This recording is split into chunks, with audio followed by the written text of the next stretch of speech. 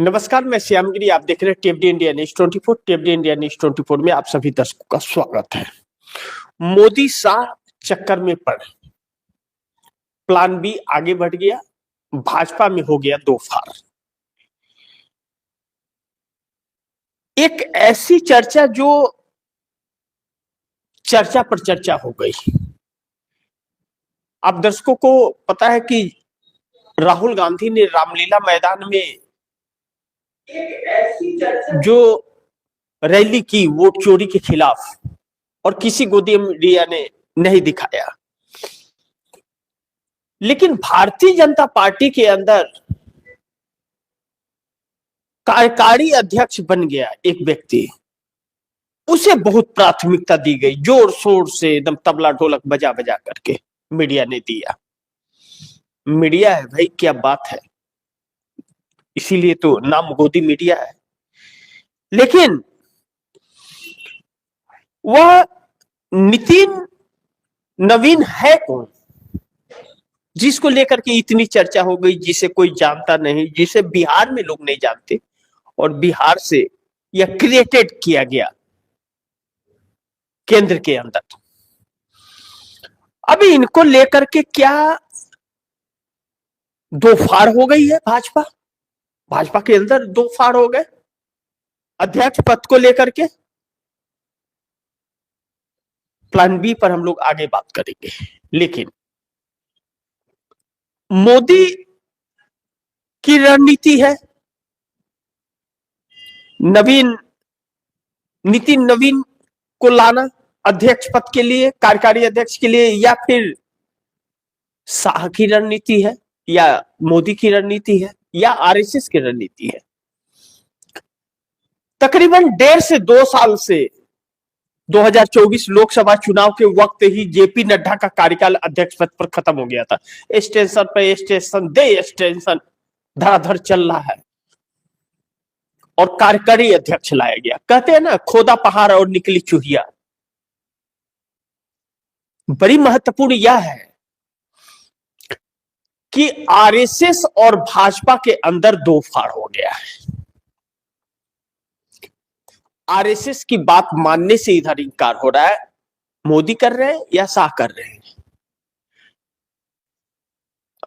अब नितिन नवीन जो कार्यकारी अध्यक्ष बनाए गए हैं, भाजपा हर काम करने के पहले एक तुक्का फेंक देती है मार्केट में, और उसको लेकर के उल्लू लोग करते रहते हैं, और जब उसका रिएक्शन होता है तो उसे पीछे हटा देती है, और जब नहीं होता है तो उसे एक्शन में ला लेती है। जेपी नड्डा को भी ऐसे ही अध्यक्ष बनाया गया था। पहले कार्यकारी अध्यक्ष बनाया गया, फिर बाद में पता ही नहीं चला उन्हें अध्यक्ष बना दिया गया। अब नितिन नवीन भी ऐसे ही लाए गए हैं, सेम रूल्स, कि नितिन नवीन भी कार्यकारी अध्यक्ष बना दिए गए। अब महत्वपूर्ण बिंदु यह है कि उत्तर प्रदेश के भी प्रदेश अध्यक्ष बदले गए, वह भी आरएसएस के मन मुताबिक नहीं है, और कार्यकारी अध्यक्ष बनाए गए, ये भी नहीं है। इसका मतलब अमित शाह, मोदी के बाद अमित शाह के हाथ में पूरा कमान रहे, यह चाहते हैं। और राष्ट्रीय अध्यक्ष क्यों महत्वपूर्ण होता है, थोड़ा 2 लाइन उस पर आप दर्शकों को बता दूं, जानना बहुत जरूरी है। बहुत लोग इसे जानते नहीं है। राष्ट्रीय अध्यक्ष किसी भी पार्टी का अगर होता है, मैं एक भाजपा की बात नहीं कर रहा हूं, कांग्रेस की नहीं कर रहा हूं, मैं एनीथिंग सभी पार्टियों की बात कर रहा हूं। एक रूल्स जो हमारे देश का कानून का है, किसी भी पार्टी का राष्ट्रीय अध्यक्ष जो होता है, उसके ऊपर अपने पार्टी के चाहे सांसद हो, विधायक हो, उसकी पार्टी के जो जीत करके सिंबल पर आए हैं, उनके खिलाफ वह कोई भी फैसला ले लेता है। पार्टी से निकालने का फैसला ले सकता है, चाहे कितने भी बड़े ओहदे पर हो, चाहे वह प्राइम मिनिस्टर की उन्हें हो। पार्टी अध्यक्ष चाहे तो 1 सेकंड में, कानून यह कहता है कि पार्टी अध्यक्ष 6 साल के लिए उन्हें निलंबित कर देगा, तो प्रधानमंत्री के ओहदे पर भी रहे तो उन्हें इस्तीफा देकर के जाना पड़ेगा, क्योंकि वो फिर पार्टी के नहीं हो सकते, फिर निर्दलीय कोई उसमें हो नहीं सकता, पार्टी के सिंबल पर होगा तो उसे जाना पड़ेगा, तो उसे अपना पद त्यागना पड़ेगा, चाहे कोई भी कितना भी बड़े पद पर हो, वह पार्टी का होता है। ऐसे में इतना बड़ा औहदा नितिन नवीन को, इसे कहा जा रहा है कि एक युवा के हाथ में पार्टी दी गई है। तो नितिन नवीन 12वीं पास हैं, विधायक हैं, तो क्या यह पूरे बिहार में इनकी मान्यता है? देश की बात छोड़ दीजिए, बिहार में मान्यता है। और बिहार में मान्यता नहीं है तो देश की रणनीति यह कैसे तय करेंगे? इसका मतलब यह है कि डम्मी रिमोट कंट्रोलर कार्यकारी अध्यक्ष चुना गया है अमित शाह की मन मुताबिक, यानी कि आरएसएस का इसमें कोई वो नहीं है, यानी कि आरएसएस की बात को मानने से इनकार कर दिया गया है, यानी कि आरएसएस कुछ नहीं कर सकता, जो यह कहेंगे वही करना पड़ेगा। अभी इन्होंने चुन लिया, तो क्या अब आरएसएस इनके साथ देगा? उत्तर प्रदेश का प्रदेश अध्यक्ष भी वैसे ही चुना गया योगी के खिलाफ, और अब चुना गया आरएसएस के खिलाफ, यानी कि पूरी तरह से भाजपा पर कब्जा, कंट्रोल अमित शाह ने कर लिया है। अब ऐसे में चार बड़ी अहम सवाल है। अब यहां से खेल शुरू होता है कि मोदी शाह चक्कर में पड़े, प्लान बी आगे बढ़ गया, भाजपा दो फाड़ हो चुकी है। मैं आप दर्शकों को पहले इसी को तफ्तीश कर देता हूं।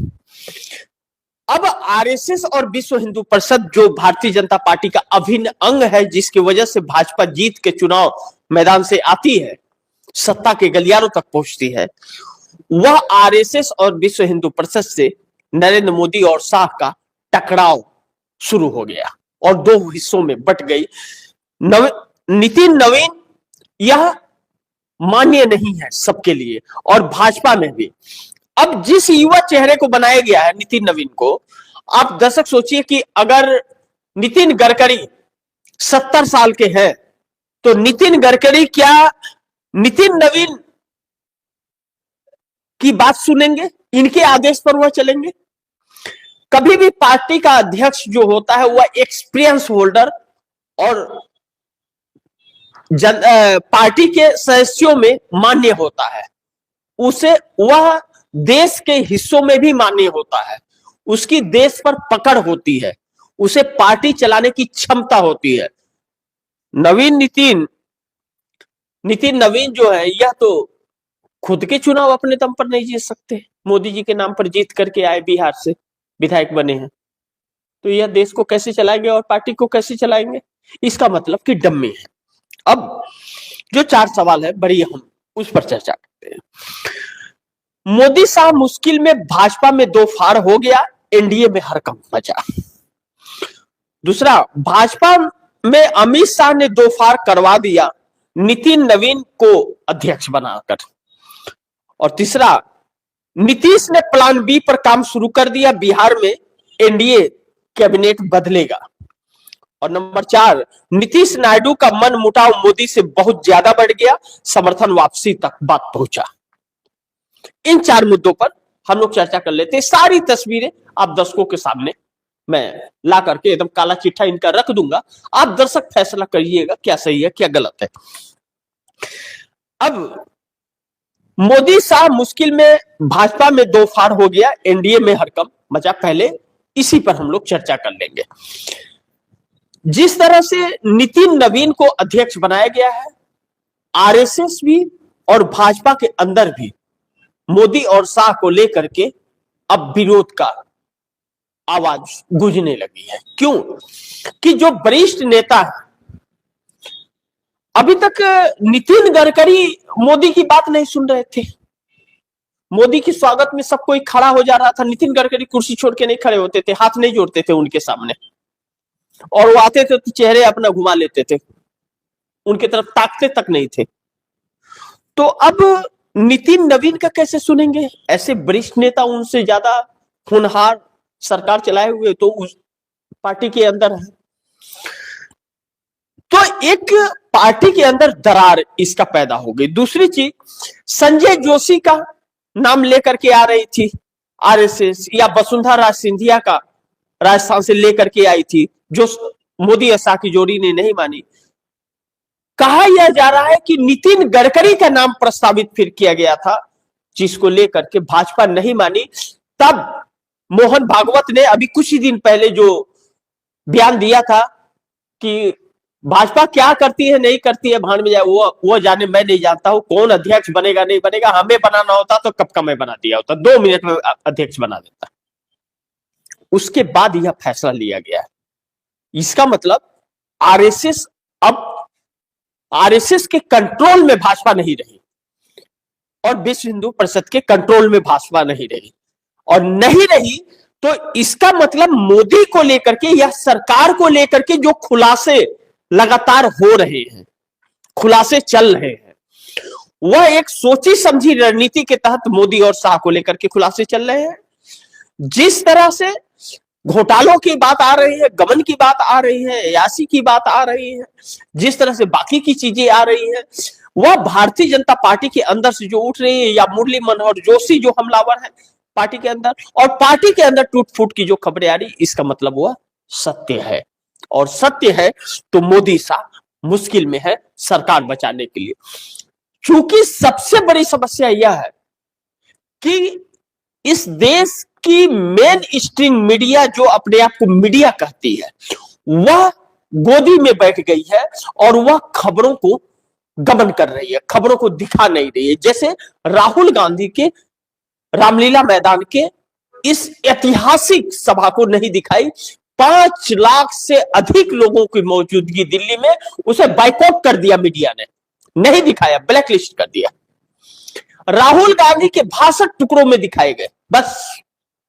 और नितिन नवीन को कार्यकारी अध्यक्ष बनाया गया तो इनके बारे में बड़ी चिंता हो गई, बड़ी होनहार आ गई, युवाओं को बहुत सा वो मिल गया। 12 साल में तो युवाओं को ठेंगा दिखा दिया सरकार ने रोजगार के नाम पर, और नितिन नवीन आ गए तो यह बहुत बड़ा भारत को मतलब 4 चांद लगा देंगे। एक विष्णु के अवतार बन के, विश्व गुरु बन करके देश को लूट लिया, और दूसरे ये आ गए बड़ी होनहार, उनको दिखाना बहुत जरूरी था। तो ऐसे में अब भाजपा के अंदर और बगावत मोदी और शाह को लेकर के होगा। अमित शाह पूरी तरह से कब्जा करना चाहते हैं, जानते हैं कि मोदी और कितने दिन, यही हाल अगर रहा तो परिस्थितियां और बदलेंगी। लेकिन अब भाजपा में टूटफूट और आरएसएस विश्व हिंदू परिषद से विद्रोह भाजपा का बनेगा। इस बात को लेकर के एनडीए गठबंधन के अंदर कि भाजपा में 2 फार हो रहा है। अब कहते हैं ना कि बाहर का लड़ाई का जंग तो कोई भी जीत लेता है, घर की लड़ाई नहीं जीत पाता, बड़ी मुश्किल होती है, या तो बर्बाद हो जाएगा या आबाद हो जाएगा, तो यह बर्बादी की तरफ जा रहा है। तो एनडीए गठबंधन में इस बात को लेकर के चिंता कह लीजिए, हड़कंप कह लीजिए, बौखलाहट कह लीजिए, कुछ भी कह लीजिए, लेकिन असमंजस बहुत बना हुआ है कि अब क्या होगा। एक तो वैसे ही सरकार लड़खड़ा रही है, सहयोगी साथ नहीं दे रहे, साथ छोड़ते नजर आ रहे, रवैया इस सरकार की ऐसी है, और ऊपर से इनके घर में ही फूट 2 फार पार्टी के अंदर हो रहा है, यह बड़ी महत्वपूर्ण है। दूसरा, भाजपा में अमित शाह ने 2 फार करवा दिया नितिन नवीन को अध्यक्ष बनाकर। अब भारतीय जनता पार्टी के अंदर राष्ट्रीय अध्यक्ष को लेकर के काफी वक्त से यह बातें उठ रही थी कि राष्ट्रीय अध्यक्ष कौन होगा। लेकिन 2 फार वाली जो बात है, आप दर्शकों को याद होगा, मैंने खबर भी दिखाई थी कि 2024 लोकसभा चुनाव के दूसरे चरण के मतदान के वक्त भाजपा के एक्सटेंशन वाले राष्ट्रीय अध्यक्ष जेपी नड्डा ने प्रेस कॉन्फ्रेंस किया था और कहा था कि आरएसएस की हमें जरूरत नहीं है, हम सक्षम है चुनाव जीतने के लिए, हम मजबूत है, और आरएसएस के सहयोग की हमें जरूरत नहीं है, और भाजपा से आरएसएस का कोई लेना देना नहीं, यह बात कही थी। तब मनमुटाव हुआ था, परिणाम 240, भारतीय जनता पार्टी सत्ता से दूर हो गई। लेकिन सहयोगी दलों के समर्थन से जब सत्ता आई है तो फिर अब आरएसएस की जरूरत पड़ गई क्या? लेकिन नहीं, नितिन नवीन को अध्यक्ष बना करके एक बार फिर अमित शाह ने यह दिखा दिया है कि हमें आरएसएस की जरूरत नहीं है। यानी कि भारतीय जनता पार्टी आरएसएस की एक संस्था है। जैसे 30-32 उसकी संस्थाएं हैं आरएसएस की, उसी में एक संस्था या राजनीतिक संस्था भारतीय जनता पार्टी है, आरएसएस का है। आरएसएस इसका संस्थापक है, नरेंद्र मोदी अमित शाह नहीं है। यह राजनीतिक संस्था है, किसान संस्था है, अलग अलग संस्थाएं हैं उसकी। भले सब जहर उगल रहे हो, लेकिन संस्था उसी की है।